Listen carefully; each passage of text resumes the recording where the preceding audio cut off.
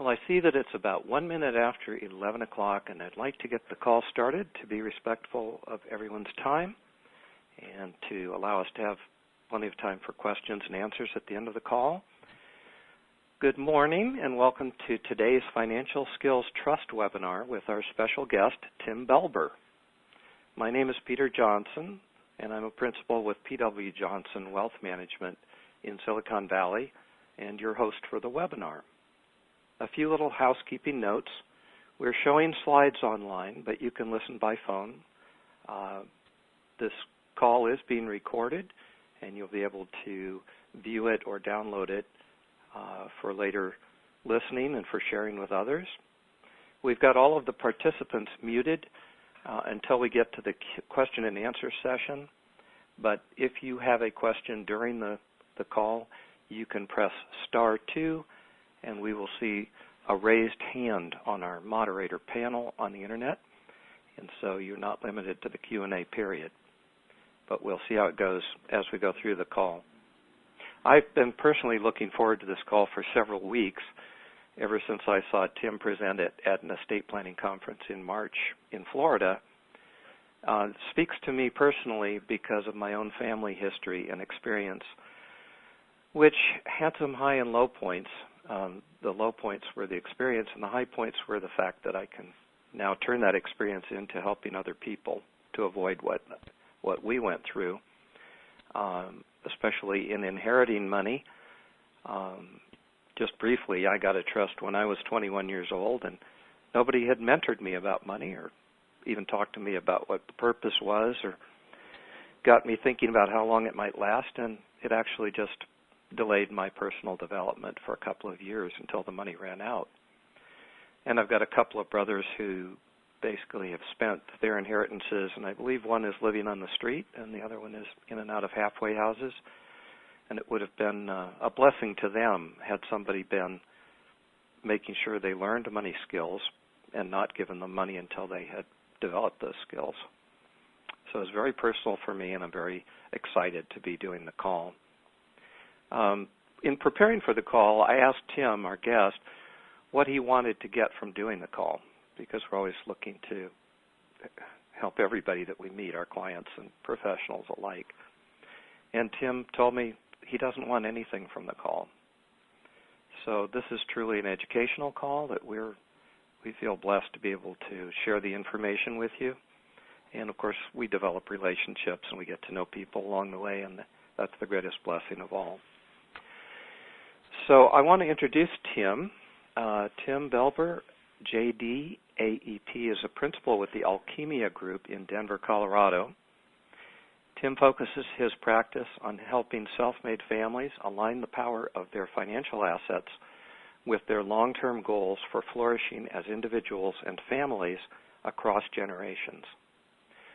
Tim earned a business degree from the Wharton School at the University of Pennsylvania and a law degree at night from Seton Hall University. His commitment to law school was led by the belief that it would make him a better advisor to established families. He also holds the Accredited Estate Planner, AEP, designation. Tim is a member of the Society of Financial Service Professionals since 1983, the Legacy Wealth Coach Network since 2000, the Copper Beech Tree Society since 2004, founding member of the Collaboration for Family Flourishing, and a dean for the Purposeful Planning Institute. He speaks frequently on the subject of incorporating ethics and values into long-term financial and estate plans, and has authored several articles on those subjects, as well as being quoted in periodicals such as the Wall Street Journal.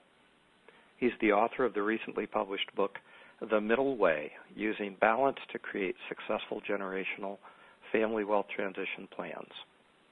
He's also a recognized expert in the area of life insurance portfolio management.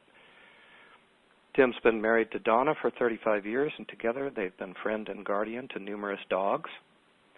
Tim is an avid fly fisherman, cyclist, reader, photographer, and traveler who speaks passable Italian. So thank you for joining us today, Tim. Well, thank you, Peter. It's funny to hear people talk about me like that. I don't usually read my own bio that often. And I'm very happy to be here. This is a topic I love talking about because I feel like it improves families' relationships over generations with their financial wealth and can help empower and develop good, solid skills without forcing people to be someone who they aren't. Again, just a little housekeeping. As Peter said in his announcement that he sent out and in his introduction, there's no selling today. I just want to be clear. This is not a product, but this is a philosophy that was developed by John and Eileen Gallo and James Grubman. And I first learned about the idea of incorporating skills into trust when they did a presentation at the Heckerling Institute in 2011.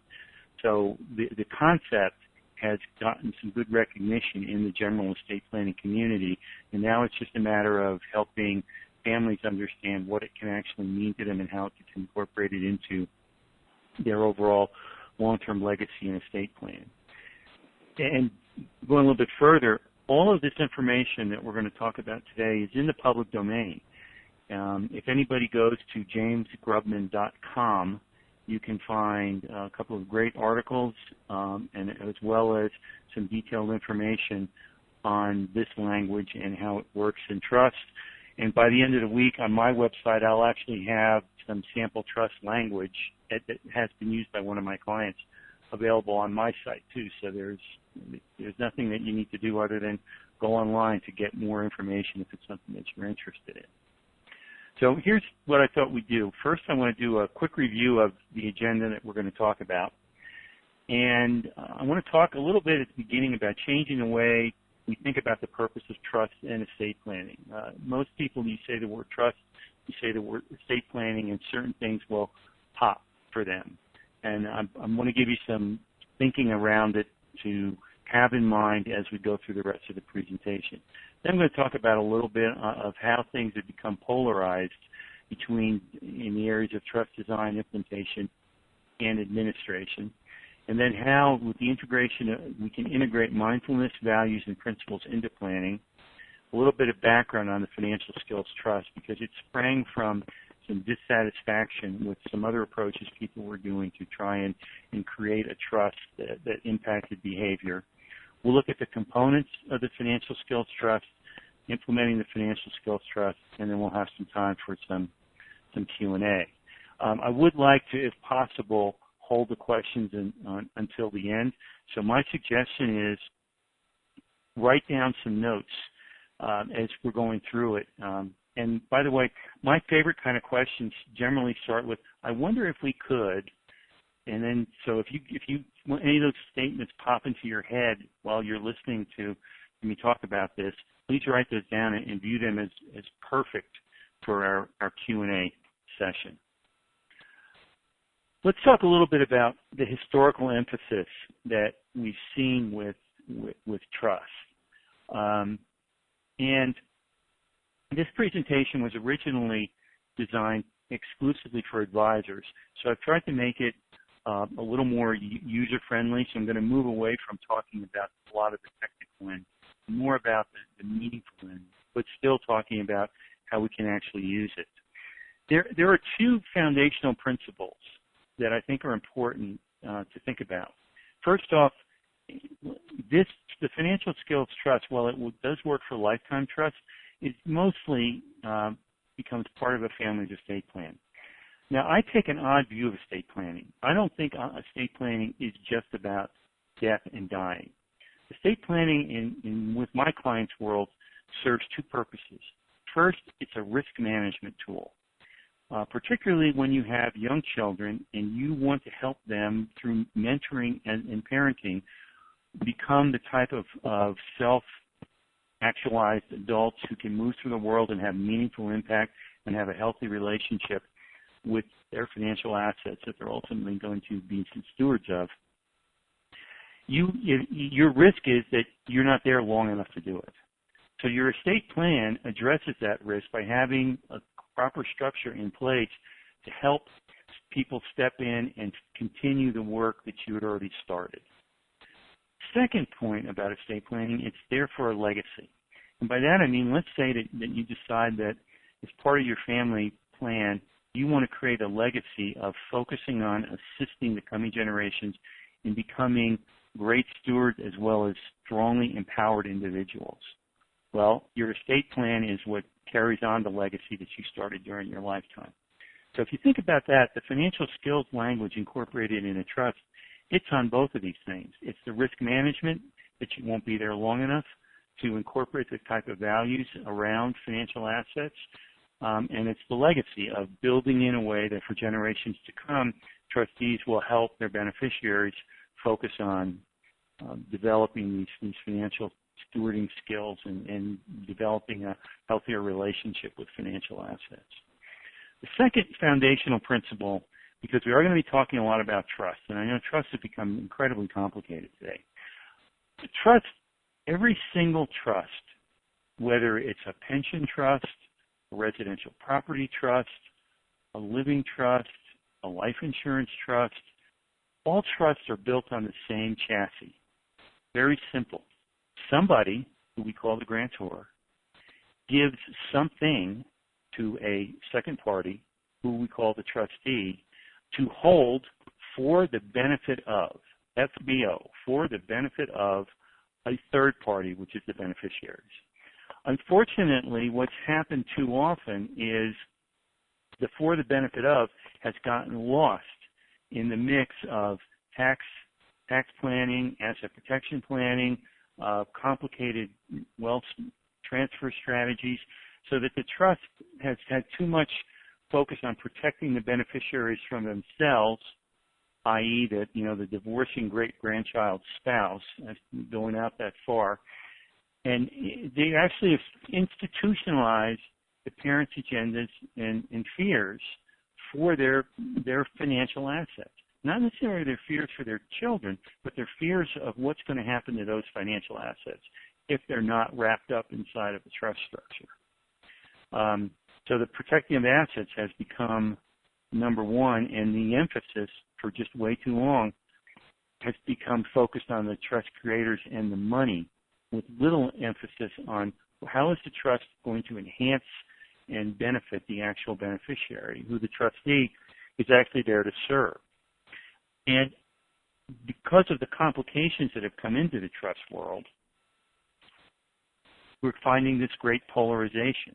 The technical design that you can do with a trust today is, particularly if you're a trust geek like I can sometimes be, it's not uncommon to see trusts that are over 100 pages long, because there's so much technical language in there about things like allowing for decanting, creating trust protectors and situations when a trust protector comes in, and the special trustees, and all of this technical language, but there's actually very little language in there that goes directly to what are the values that I'm hoping this trust will drive forward both within my family and hopefully have an impact on society. As my friend John A. Warnick says, if you rip the cover page off of the trust and the signature page off many trusts, you have no idea whose trust it is and whose voice that trust is supposed to be representing. On the flip side of that, we're seeing a much more intense focus on beneficiaries starting to ask questions, because they no longer are dependent on the grantors, their parents, their grandparents for information. They can now go out and find all kinds of information, which leads to all kinds of new questions. So you're having a group of advisors and families that are starting to look at different questions when they're setting up their trust. Questions that some professional advisors have a hard time answering. And one of the great ones that I start with when I'm working with someone who's setting up a trust and saying, if you were a beneficiary of this trust, how would you want to be treated? It's a very interesting question, but it leads more to a humane, purposeful approach to the design of trust. As I mentioned, too, the number of players that are in the trust environment has become complicated. Trust protectors, independent trustee, the corporate trustee, the compliance trustee, investment trustee, the distribution committee, and the trust officer. It's no longer just Uncle Bob as a trustee. And this is also leading to a growing attention to the beneficiaries' education and their roles and the responsibilities that they as beneficiaries have being involved in the trust. This is one of my favorite slides. Jim Grubman found this. This was, you see in the lower left, it was done by the Phoenix companies, and I'm not even sure if they're still around anymore. It was a life insurance company that had great marketing people, but had very little ability to actually deliver on it. But this actually addresses the conflicted state that many families find themselves in. They love having a trust fund. They hate feeling guilty about it. Love, hate, never-ending cycle. But if you cut through it, they all want a better relationship with money. And that's what the Financial Skills Trust is about. It's about helping the beneficiaries of a trust develop a better relationship with their own assets and become empowered to use the trust funds that are left for them in way more meaningful ways. As I mentioned, the idea of a Financial Skills Trust started, or sprang from, I guess is a better term to use, from dissatisfaction with something that are called incentive trusts. And incentive trusts, first time I heard about them was in the late 80s, and they were a product. You could go onto a company called National Underwriter and you could buy a kit with cassette tapes. Again, I'm dating the concept. That could be mailed out to the clients and attorneys, and then sample documents and everything about the idea of, instead of just leaving a trust that's going to have distributions out to your beneficiaries at age 30, 35, and 40, or whatever their lifetime distribution strategy was, you could actually create distributions that are going to incent them to do certain things. The problem with that was it was supposed to motivate beneficiaries, power of money.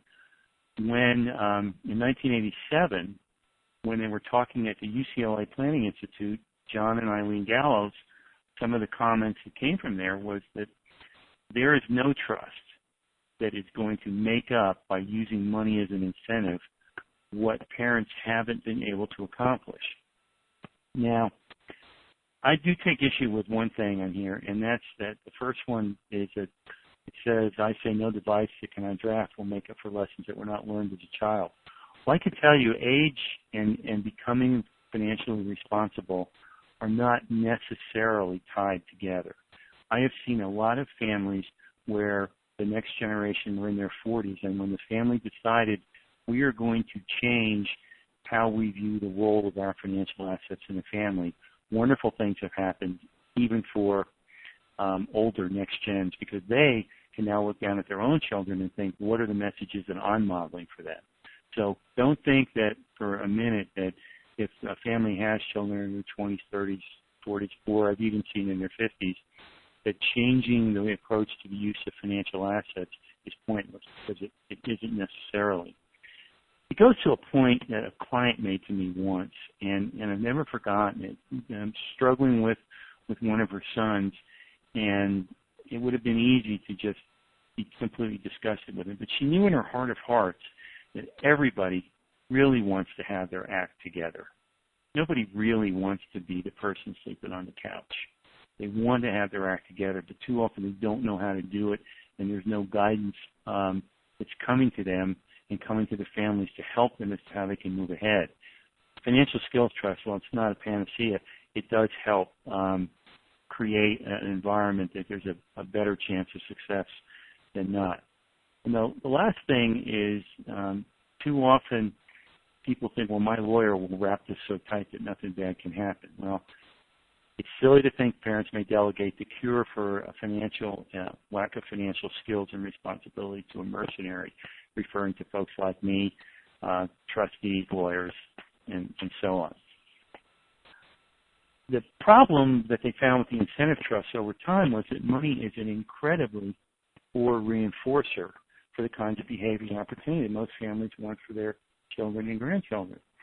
If you get into a meaningful conversation, most family members would love the thought of one of their children or grandchildren making a great scientific discovery, being a professor at a university, writing a seminal book on a topic.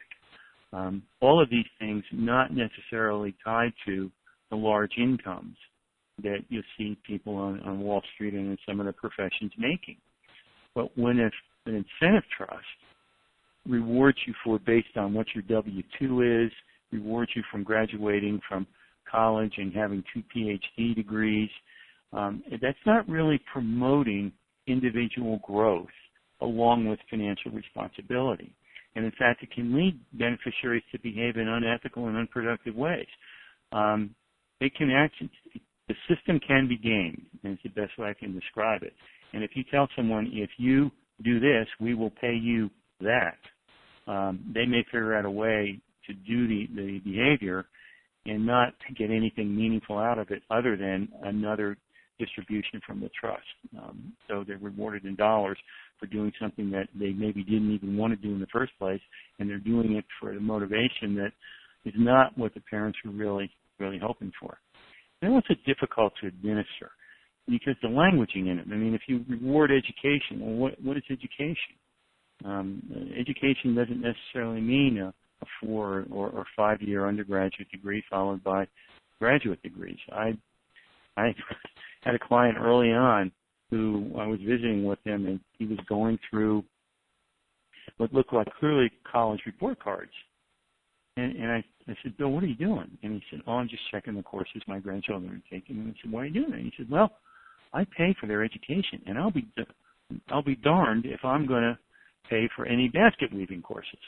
And I thought, well, this is interesting. I wonder what the standard deviation is away from what he considers acceptable in basket weaving, because there's a lot of things in between there. Someone decides they want to be a professional photographer. Where would that fall in that spectrum? And that may be what their calling is, and they may be creating some tremendous art, but it might not fall into that definition of completing an appropriate educational course. So it's difficult on the trustee. And then the last part is the trustee-beneficiary relationship and the trust creator. The incentive trusts have proven over time to create great animosity because it feels like the trust creator is dictating again. And a lot of times our experience has been that incentive trusts were set up by people who had a natural leaning towards dictating what is right based on what they felt was right. So it became just yet another manifestation of what parents or grandparents were doing to children or grandchildren. So it fuels what may be already been a problematic relationship. And then the trustee, who ideally is someone who's working for the benefit of the beneficiary, is viewed as being in a position of just carrying out dictates that nobody was happy with from the beginning. So it's terrible in terms of what it can do for relationships. Oops, there we go. In fact, Forbes in December of 1999 published an article which you can still get if you want to read about it, called "An Estate Plan Worthy of Scrooge," and they were talking directly about the use of incentive trust as part of the family wealth transition plan from one generation to the next. So these things have been problematic for a while, and people have been thinking about ways to deal with it. And they've looked at other behavioral trust designs, with the goal being we've somehow got to figure out how can we do something with a trust that will encourage good or healthy behaviors. When the shift moved away from good, we'll talk about that in a minute, but when the shift moved away from good to healthy, that's when you really got some traction. But initially it started, all right, what do we find is good behavior? And they tried doing behavioral benchmarking, things that would avoid overspending, things that would stimulate a work ethic. They would penalize you if you failed to create complete education. And then they had principles trusts that were based on markers of maturity. And if anybody who has more than one child or grandchild will know that markers of maturity vary from one person to the next tremendously. And they're also, as with most of these things, very subjective in how you apply them. I was at a family meeting just this past Saturday, And the dad, we were there with his 3 children and their spouses, and he said, one of the questions I've always wondered is, how can 3 people who grow up in the exact same environment be so different? And that was just a great lead into our discussion around the importance of both similarity and differences within a family if the family wants to grow their intellectual capital. But when you start using rigid behavioral factors in a trust, you're stifling the differences and trying to put too tight of bumpers around folks as they drive down the road because of the subjective nature of how these things are applied. Enter, ta-da, the financial skills trust. Now, there's a very interesting history behind this trust, and Jim Grubman tells it way better than I do. But just a short story. Jim, there was a horrible case in California involving what the parents of I believe he was an 11-year-old boy, did to each other and left him to be the recipient of a huge amount of money, close to $100 million, if I remember the story correctly.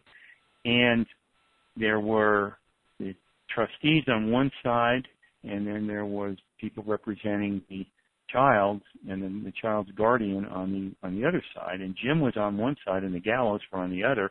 And they got together and said, "Well, our ultimate goal is to make sure that this stuff that has come out of a horrible situation doesn't taint this young boy's life for forever." And they said, we need to create a purposeful, meaningful trust. And part of it was this financial skills language, because they wanted him to have the opportunity to become a good person and someone who, even though these financial assets arose from an incredibly ugly, violent situation, he could see that he could have a healthy relationship with him and do good things with him.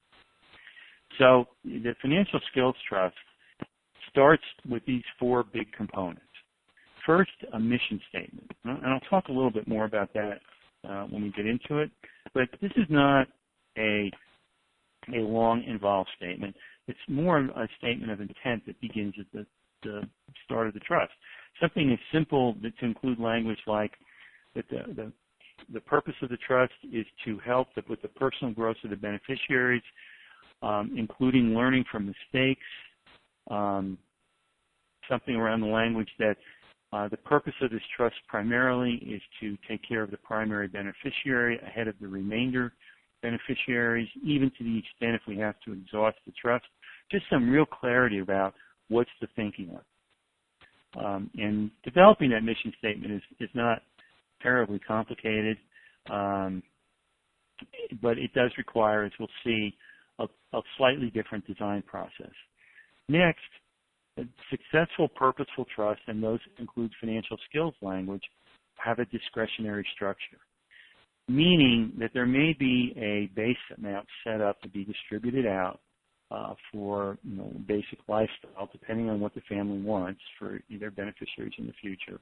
But the bulk of the trust is discretionary, meaning beneficiaries will make requests to the trustees, and then the trustees will decide, is this a good use of the funds or not? Is this going to enhance the life of the beneficiary or not? How is this going to impact all the stakeholders in the trust as we go forward? There's the financial skills, as we'll get to them in a minute, become the guidelines for the beneficiary's discretion, or the trustee's discretion, sorry. This is the base point that the trustee should be considering before they move into what may be some additional factors depending on what the beneficiary is looking for. And we'll talk about that. Because there's a lot of transparency in this in communication. And we'll talk a little bit more about how that comes into play in a couple of slides. One of the things I want to point out, though, again, this is not a one-size-fits-all. The financial skills can be a base layer, but then there's other discretionary structures that can be used to help beneficiaries grow in their wealth. One of one that I've seen a lot, and it gets incorporated in a trust that has the same kind of language, is something called the Family Opportunity Fund. On an annual basis, the trustee has the access to, and I'll just pull a number, let's say it's $10,000 a year, that each one of the current generation of beneficiaries can have to take advantage of some sort of opportunity in their life that they haven't been able to in the past. And all they have to do is they have to write a written request to the trustee. And in that request, they tell the trustee what the opportunity is, why it's important to them, they think, in their life to take advantage of it, what's involved in them taking advantage of it, and how do they need to have the funds dispersed. So if it's, for example, a trip, it's not, well, this is going to cost $10,000. It's, well, I have to buy my plane tickets first, and that's going to be $2,500. I then need to reserve a hotel, and the down payment and the deposit on that will be $2,000. So they actually have to be mindful in what they're going to do and then how they're going to do it with the funds.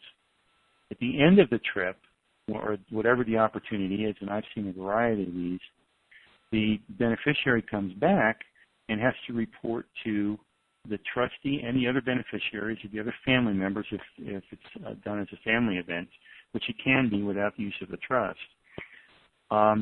Three things. What surprised them the most about actually capitalizing on this opportunity? What disappointed them, if anything?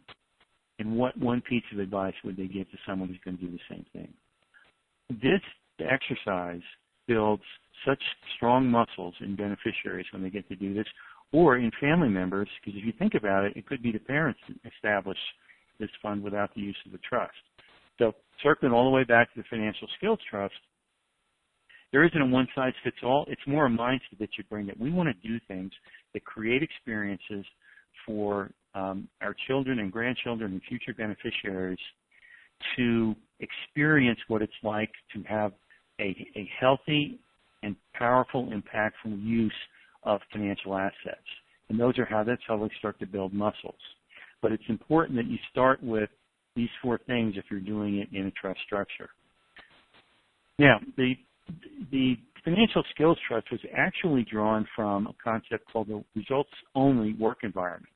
And the results-only didn't reward time and effort. It rewarded results. And that's what's led to a lot of the flex time ideas and being able to work from home, and because it's all about the results you're generating rather than you show up every day at 9 o'clock and then leave every day at 5 o'clock. And you're there 40 hours a week. And what's the result? The world lives on results today. So they created a concept called the results-oriented trust environment. And it satisfies the settlors, the creators, the parents, the grandparents, whoever it happens to be, desire to feel like we've created some sort of a structure where there is some level of accountability built in. But it's accountability in what can be seen as a way healthier way than just you graduate from college, you get a job, you have a W-2. It's much more based on a skill set, which we'll get into in a minute. It also respects the beneficiary's autonomy because it doesn't require that there be a specific action done. It requires the development and supports the growth of the development of certain skills. There's clarity about what the trustee should do when a beneficiary makes a discretionary request. And there's great transparency because everybody can see exactly why the trustee is asking these questions and how they're helping the beneficiaries. And it incorporates a focus on financial literacy skills, not skills that are all about making money and doing things to get so the trust pays you to do them. It's about developing financial literacy. And I can tell you that financial literacy is a real hot button with a lot of folks today because schools don't do a very good job of developing that. We're fortunate here in Denver. We have something called the Young Americans Bank, which is designed for people under age 21. You can't have an account there if you're over 21. Start to develop some basic financial literacy. It also promotes the entrepreneurial spirit in young people if they're interested in that. So it's been a great resource for families who say, we don't know how to expose our children to some of these basic financial literacy skills. So I would encourage you to look into that and see if there's something like that in whatever community you happen to be in. Okay, let's get into what these specific skills are. When a beneficiary makes a request for a distribution, the trustee is asked to look into how is the beneficiary doing in certain primary financial skills as well as a secondary skill, which we'll talk about in a minute. The primary financial skills are live within your means. You can ask them, this is, and we'll talk about the meetings that happen between a trustee and a beneficiary in a minute, but these are basic skills. Are you living within your means? If you have chosen as a vocation to become a teacher and you have a distribution from the trust and you have your income distribution from the trust and you have your salary by being a teacher, how are you doing it living within those means, proceeding on the path that you've chosen? Just because your sister decided to be a private equity person in New York and lives one lifestyle that's consistent with what they're doing, how are you doing living within your own means? Are you managing spending with being able to save at the end of the day? How are you doing at managing debt and credit? Are you having problems with your credit card? This is a very common area, and it's not uncommon for a beneficiary, and I've seen this a number of times, where they'll come to their trustee and they'll say, I've got $26,000, I've got $45,000 of credit card debt, and it's killing me and I need to get it paid off. This could become contentious without having this type of guidance for a trustee, because a trustee might just say, well, you know what, you've got to figure that out on your own. The trust is not here to bail you out. Well, actually, the trust may be there to bail them out, but the question that in this environment and the language that's in this trust, the trustee will say, well, we're going to work out a way for you to pay this off, but we're also going to pay for some education on how you should be managing debt and credit, and we're going to help you monitor that so that you avoid this happening in the future. That is the much more humane, and I mean that in the sense of human, way to handle someone whose life has come at them a little fast and they weren't prepared for what occurred, and now there's a learning opportunity and an opportunity for the trust to do something to enhance their life by reducing the debt load and helping them clean it up, but also enhancing their lives by giving them some skills so that they can avoid it happening in the future. Fourth skill is maintain accounting of income, assets, and spending. Just some basics about how do you account for your salary and your assets and how you spend your money.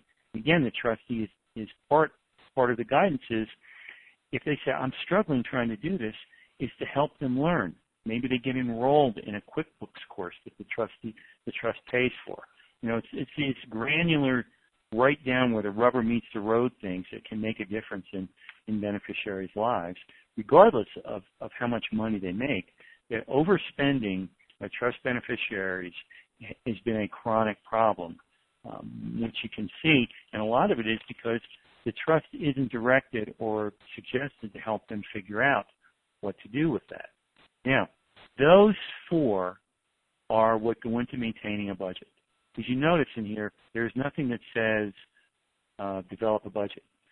A budget is the ability to have a budget is contingent on those four underlying skills. And this is something that Jim Grubman, the psychologist, and the Gallows realized, that too many trusts directed that they learn to budget, but they didn't tell them what goes into learning to budget. So those skills are specifically in there.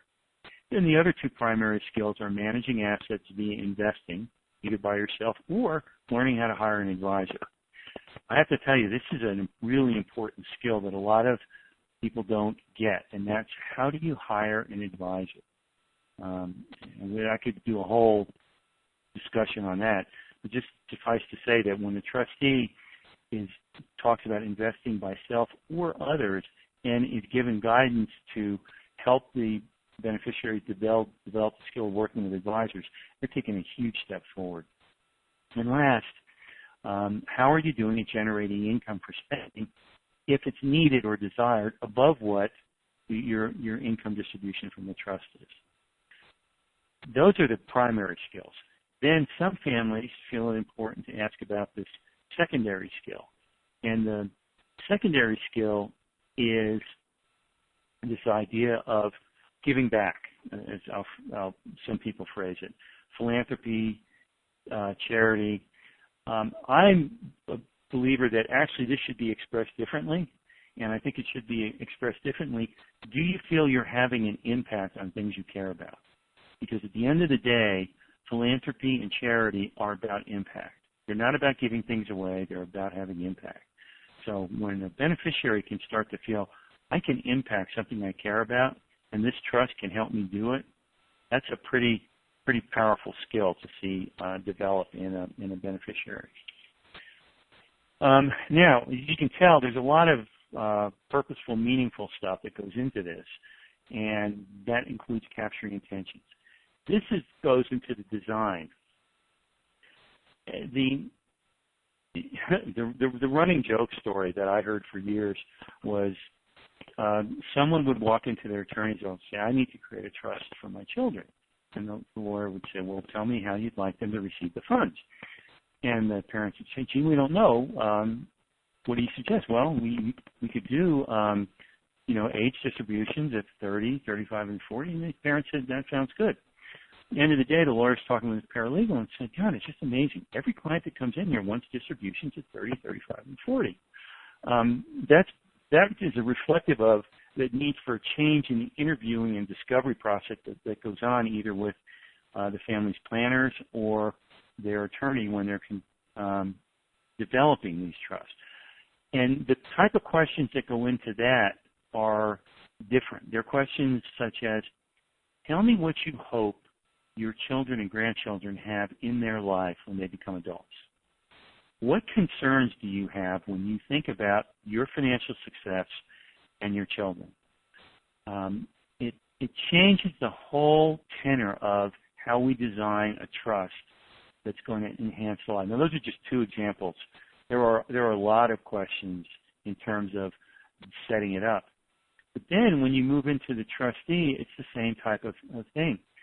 The trustee has to develop a good inquiry process, which can be provided for as part of the trust document. Things about, tell me what's going on in your life. Are there things that you're concerned about? The trustee developing a real relationship with the beneficiary. One of the best thinkers I know about trusts is a guy named Stan Nealman, who was a law professor at BYU, and he views that a trust should actually be a community composed of the trustee and the beneficiaries and the advisors to the trust. And the community is there to do nothing but enhance the lives of the beneficiaries, both in terms of their personal lives, but also in how they're impacting and having the impact they want in the world around them. So it's actually a relationship rather than most of the time beneficiaries, in the past at least that I've seen, are almost afraid they're trustees. The relationship starts out almost adversarial because it doesn't come into being until a point when there's tremendous stress around everybody and people aren't really sure what the purpose of the trust is and why the trust was created to begin with. So when a beneficiary is meeting with trustees, it's a good idea to have a process, meaning you don't want to get ambushed. Before the meeting, the trustee sends out an agenda and asks for the beneficiary to add or comment on what they're suggesting. So when the time of the meeting comes, there's no surprises, no ambushes. And the trustee also has to be careful about avoiding their own personal judgment and biases. A classic example is a beneficiary says, well, I want to take a month to go study art in Florence. I've been an art history instructor, and I've never really been able to delve deeply into the Renaissance art that you can only find in Florence. And I think that would be a good thing for me to do. Now, it would be very easy for a trustee, depending on their own background, to say, I think that is an unproductive use of our trust funds. that's something you should be able to do on your own if you want to do it. To get ahead in a career, you don't need to go to Florence. That's totally laying the biases of a trustee directly on a beneficiary's request. And trustees have to be very aware of their own judgments and know that their own personal family situations have no play whatsoever in the family situations of the beneficiaries that they're serving. So you can see there's a change in the environment and how these things need to function as you're going forward. All right, we have talked about a lot of stuff, and I always say more of the people who are listening is better, and less of me is better. So at this point, I'd like to talk just briefly on some of these trustee liability questions, and then jump into some questions and answers. The trustees do tend to get a little nervous about this. So it's important that the trustee feel they're protected when they're going to start doing things that may involve their discretion in a bigger way. Really important, as I said, to have the mission statement, to outline intent.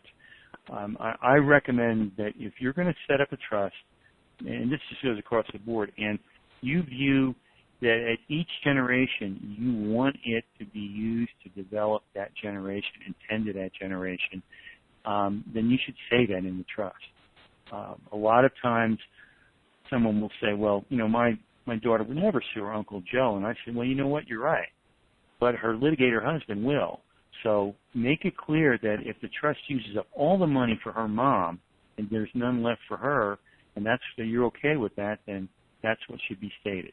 So it needs to be very clear. And the other one is allowing mistakes.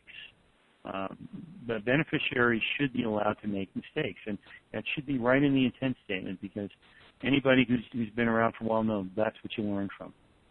Through the administrative lens, you can see that this may be a job for more than one trustee. That one could be a trustee who, my favorite word is sage about the world and knows the beneficiaries, but they may not be a great compliance trustee. So it's important to think about partnering with a corporate trustee so that you get all the benefits of compliance, guidance, investment oversight, all those things that maybe the person who's best at really helping enhance the beneficiaries' lives and digging into how to help them via the right advisors and classes and learning experience, and they may not be that compliance person. So having two trustees, sometimes even three, is not a bad idea. So it's important that you have the right cast of people there if it's going to be administered correctly. As I like to say, you want to be sure you have the right person in the right seat. You don't necessarily want someone acting as trustee going forward, if you really want it to be enhancing, that's just doing it because you were also willing to be their trustee. That's kind of a scary situation, but I've seen it way too often. So the selection of the trustee should be part of the design of this trust. All right, we have talked about a lot of stuff, and I know I'm tired of listening to me. I'm sure there's folks out there that are tired of listening to me too. So I'm going to open it up for Q&A, and then we'll have after that a few closing comments that I'll make. And so, Kent, I'm going to turn it over to you to see what we have for questions. All right. Does anyone there have a question? Anyone listening today? Hey, Tim, this is Dave. I have a question for you. What does a trust like this normally cost? I'll give you the perfect lawyer's answer on that. It depends. They really don't cost a whole lot more. If you're it's just a matter of your attorney who's drafting it getting comfortable with incorporating this language into the trust and understanding that. Yeah, real quick. Sorry to interrupt, but earlier you said not one size. One size does not fit all, and it could be a base layer in another trust. So essentially, the attorney would incorporate this into the existing trust he or she would be working on, and just to include the language. Right, and the attorneys I've worked with, when we started with these, what we did was it would just include a section in their trust called guidance for my trustee or suggested guidance to my trustee. And then they would literally lift and cut in the financial skills language exactly as it had been presented in Heckerling. What's interesting about this is when you give this language, and not the whole language, but the basic skill language, which is really well written, I show this to clients who are designing a trust. And I say, do you think these are important things that should be included inside the trust? And they get all over it. And now all of a sudden, they're engaged. And the fee for the trust may be 30% more than it would have been just to get the boilerplate, but they're happier because they know they've really done something that's going to create a legacy. So it's really driven by, does the client family really think this is important stuff to put in? And I've seen people who, when we started talking about trust, said, I don't want anything longer than 10 pages. So we're not going to get literally what you want, but let's talk about what you'd like your children to have in their life. Showed them this, and then they went back and forth. And I had one client where we did 12 iterations of the trust, and it was all driven by him tweaking the language. He got so involved in it. So the cost just to get it in is not that expensive, but it will broaden the engagement if the client gets real involved in, well, I really want this to be my voice that my great-grandchildren will hear. I'll give you a simple example. I had one client where they decided, well, I want the trust written in the first person. So they took out the word grantor and settlor everywhere. And then at the beginning, they put a simple statement that said, well, I'm creating this trust for a variety of tax and asset protection reasons. My real hope is that you view it as a gift of love and it enhances your life in the future.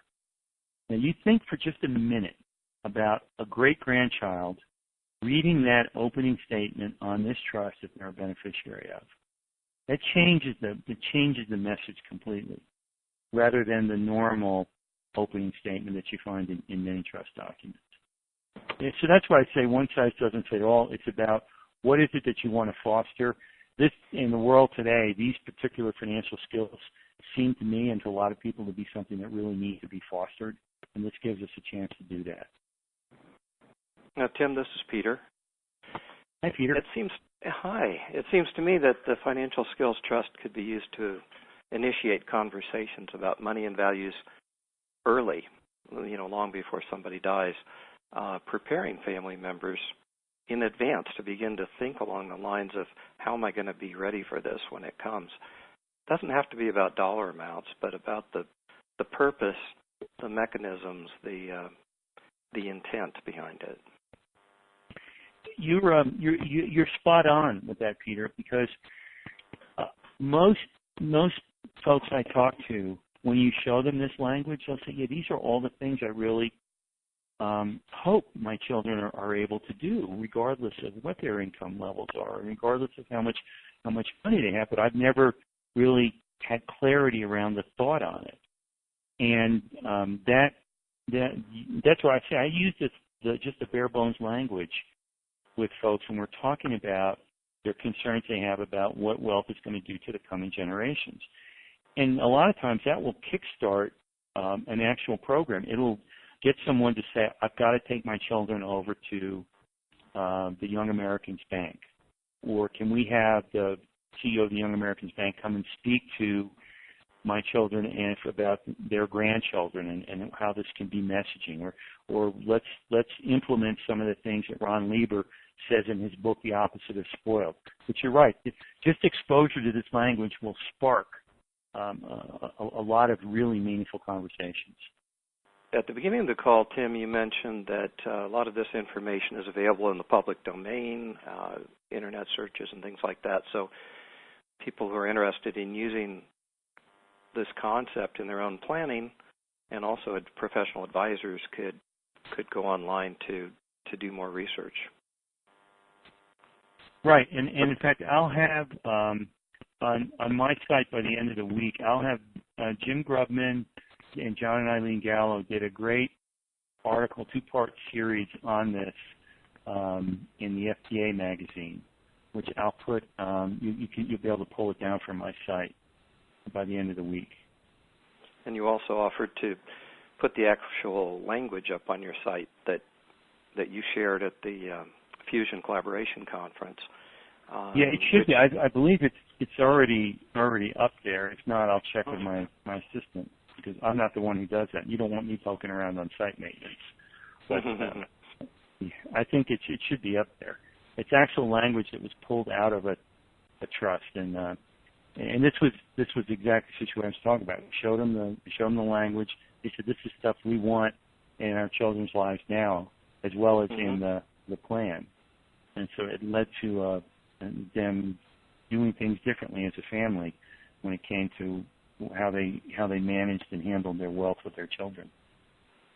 Well, this seems like an intuitively obvious sort of approach to me, but there is a lot of nuance, and getting a little deeper background and sourcing some ideas and sharing those with each other is where the real richness lies, because it is kind of a different approach rather than the money-centric approach or the tax-centric approach. And Tim, I know you put a lot of work into this presentation today and making it consumer-friendly. Yeah, I think you've done a really wonderful job on it, and I can hear the applause in the background if we were in person. I appreciate it. I think a lot of people have today and will, because the recording will be up at the same URL that you went to view the slides today. And we'll put it up on YouTube later and share a copy with you so you can have it on your site. It's 11:58, so I'm going to wrap up the call. I'd love to stay on longer, but I want to respect people's time again. I'd like to take a moment to introduce our firm, P.W. Johnson Wealth Management. We provide investment management and financial planning services for high net worth and promising individuals and families. We're fee-only and adhere to fiduciary standards. And much like Tim, we too work hard to reduce the stress in our clients' lives by providing guidance, advice, and support throughout our relationship and intergenerationally. We realize that the human side of financial planning is at least as important as the technical side. We're absolutely dedicated to risk management, and I'm not talking about stock market risk, although we do that for our clients as well. What I'm talking about is family risk and life event risk, those things that happen in life that can so easily undermine the plans, hopes, and dreams that our clients have worked so hard to put together. If we can be a resource to you, or if you have any questions at all, please don't hesitate to contact us or Tim, I'm sure. We're in business because we're passionate about making a difference and helping where we can. You can find more information at www.pwjohnson.com or calling 800-214-6837. And all of you professionals and consumers alike are welcome to call us. We'll put you in touch with the best resources we can. Again, the presentation is being recorded. Please feel free to share it. If you're interested, you can sign up for future calls. Just send us an email with your contact information to info@pwjohnson.com. I want to say thanks again to Tim Belber of the Alchemia Group for being with us.